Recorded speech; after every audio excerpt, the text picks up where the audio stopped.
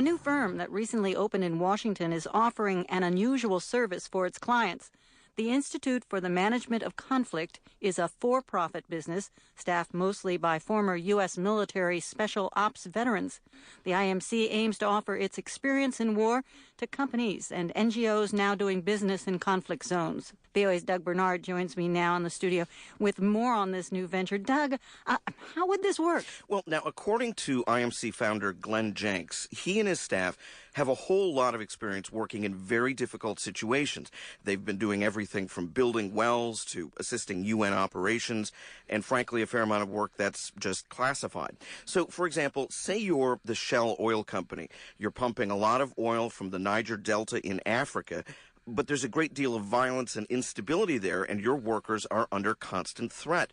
Jenks told me that his experts can go in, analyze the causes of the instability, and then develop a response plan. Well, does that mean that they're saying they can solve these conflicts? No, not at all. Now, remember, the name of the company is the Institute for the Management of Conflict, not its solution.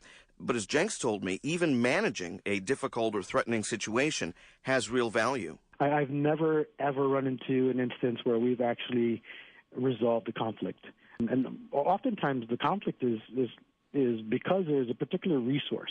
You could take, when you start shifting through the fog of political agendas and you break it down into what people need, what their wants are, it's basic life sustainment, food, water, and shelter.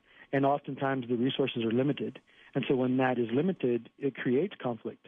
And the one way that you can manage that is to have companies that could afford it. I mean, the investment of U.S. companies in Africa was $48.5 billion.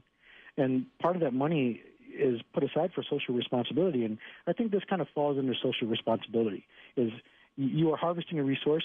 It's benefiting the company, it's benefiting the local government, and it should benefit the people, because when it doesn't benefit the people and they feel that, then it creates some conflict. So I think you can mitigate the conflict, you can manage it, you can't necessarily resolve it. This doesn't sound like easy work. It sounds pretty scary, matter of fact. Yes, exactly. Jenks calls them, quote, challenging experiences, which is a fair understatement. Yeah. But again, that's, I think, what you would expect from a special ops veteran. Now, these are guys that have worked in really tough places right there on the ground for months at a time.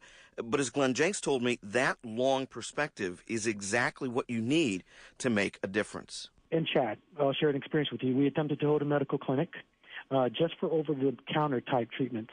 And then we found ourselves delivering a stillborn baby in order to save a mother's life.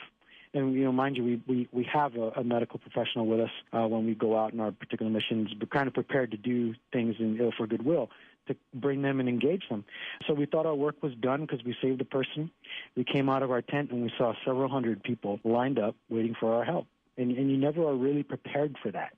You're bringing Tylenol and they're asking you to cure cancer. And I think the intent to do goodwill with many civil society leaders is there. But I think there's no collaboration, among all of them. You don't take all the sectors and you don't put them together. And I think that's where the U.S. government has failed militarily. They attempted to do that with bringing in scholars, but then there's a fallout with that because you're using academic information for military reasons, and it just doesn't work. So it's tasking. It can be done, but it's not a quick fix, and it's long-term. So in short, if you're a company or an NGO, like, say, Doctors Without Borders, and you're working in a hostile environment, these may just be the guys that you want to work with.